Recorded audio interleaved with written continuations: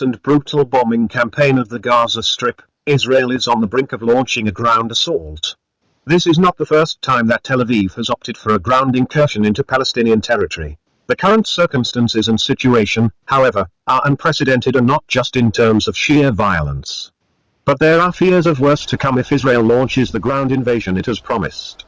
The incessant bombing of the besieged enclave has resulted in at least 4,137 Palestinian casualties so far, according to Gaza's health ministry, around 500 of whom perished in the bloodbath at the Al-Ahli hospital earlier this week.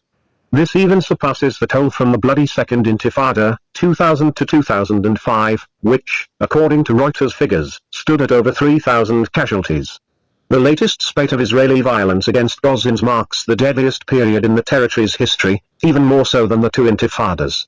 The latest round of violence started on October 7, with Israel claiming the deaths of at least 1,400 of its citizens in Hamas raids.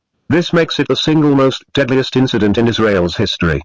In fact, the total number of Israelis killed is around the same as the combined Israeli death toll of both the First and Second Intifadas, or uprisings. Bloody intifadas.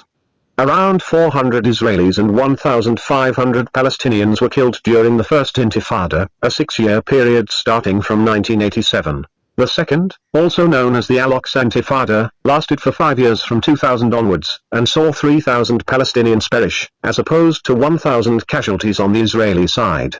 Israel's response this time around has also been unprecedented in its brutality, resulting in at least 4,100 Palestinians killed and more than 1 million others displaced. That makes the current year and month the deadliest on record for Palestinians in recent history.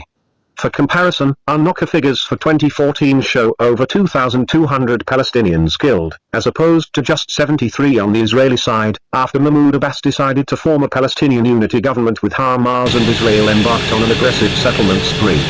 Most of the Palestinian victims this time are children, a reflection of the fact that a majority of Gaza's 2.3 million people are under the age of 18. But for Gazans, it is not just the violence that is unprecedented, there are several other crises looming over the besieged territory.